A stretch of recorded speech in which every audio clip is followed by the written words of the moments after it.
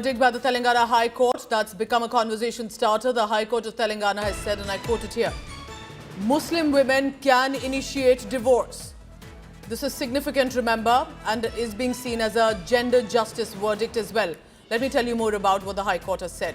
Muslim women do not need the husband approval. Remember that after the whole triple talaq that had been, if in one go happened to a woman, had been now banned. Now the High Court has added to that, Muslim clerics have no role. Muslim women do not need the husband approval. Now remember, there are some very stringent, strict Islamic codes when it comes to marriage and divorce.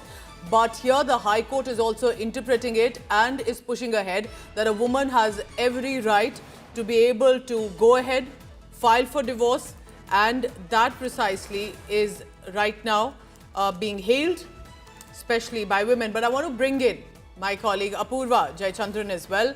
Apurva, I want you to first tell me what the High Court has said and what are you picking up from what the Muslim women, especially in Telangana, have to say about this verdict. Do they welcome it? Are they hailing it? Or do they believe that the court needs to stay away from the divorce laws when it comes to Muslim women?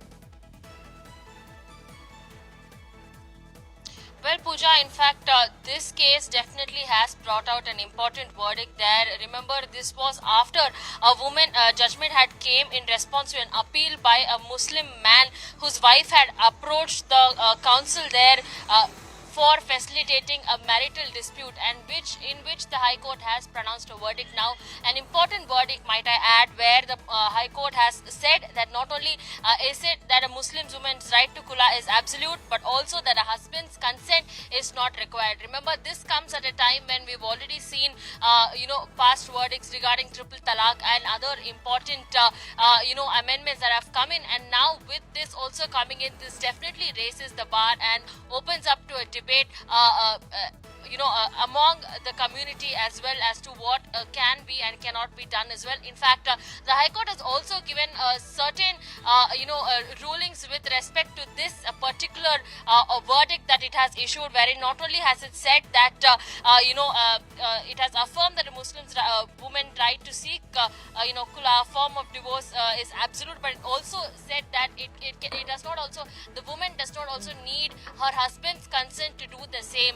We are seeing this as an important verdict that has now come in.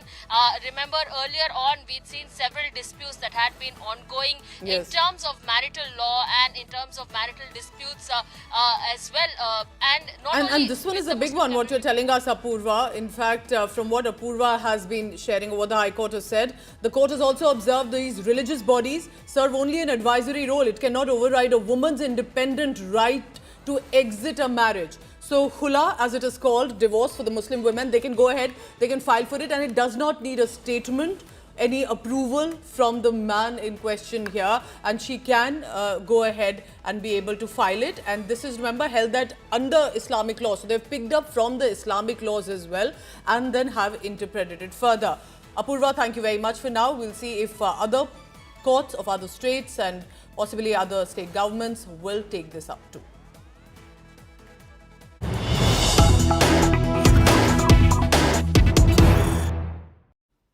Chief Justice of India's big message to the government amid the tussle. The CGI says, and I quote him here, Samvidhan is supreme, not the parliament. All work is done under the constitution. Big statement that has come in from the CGI, who's recently taken over. Remember, he says constitution is supreme, not the parliament. All work is done under constitution. And this is at a juncture, remember, are we again talking about the legislative, executive, judiciary?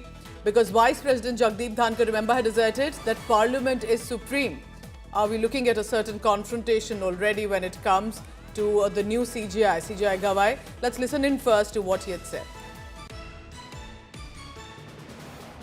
मध्यंतरी एका घटनात्मक व्यक्तीनेच म्हटलं की the parliament is supreme. मी म्हटलं की neither the parliament not the executive not the judiciary are supreme, but it is only the constitution of India which is supreme, and all the wings work under the constitution. नेहमी वाद होत असतो. So when it comes to the three branches of the government, the executive, the judiciary and the legislature, we know that each one of them are as independent as interdependent. But now it appears that the CJI making it very clear from what his view is that the Constitution of India is supreme. Now, that is, remember, what is believed as well and is followed. However, at this juncture, because we've seen a certain confrontation earlier as well, especially between the judiciary and the parliament, Anisha Mathur, a legal correspondent, joins me for the latest on that. Tell us more about CJI Gawai's statements as well. And do we look at this as a clarification, confirmation or a confrontation? Well, Pooja, we're seeing these kind of statements coming in from the Chief Justice. It's not the first time he's spoken about how the Constitution is supreme and no particular wing of the government, no particular wing of democracy can claim to be superior. This is, in fact, this can be seen really as another reminder to the government, really, by the Chief Justice that it is not the Parliament or it is not neither the Parliament nor the executive nor the judiciary, but the Constitution, the law that needs to be followed. And remember, the comment regarding the Constitution supremacy also is followed up by what the Chief Justice says as the duty of the judges. He says judges don't have power, they have a duty to the Constitution, they have a duty cast by the Constitution, and they have a duty to uphold the rights of the people and to ensure that the rules of the Constitution are followed.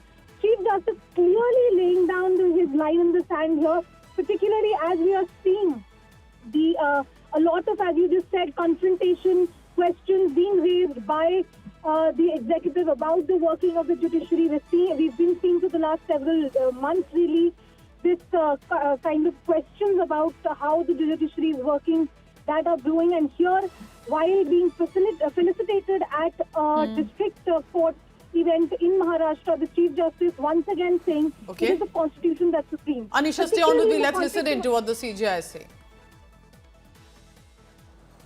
नेहमी वाद होत असतो की विच is supreme. आमचे बरेचसे मित्र उपस्थित आहेत जे parliament लेजिस्लेचरला represent करतात आणि मध्यंतरी एका घटनात्मक व्यक्तीनेच म्हटलं की द पार्लमेंट इज सुप्रीम.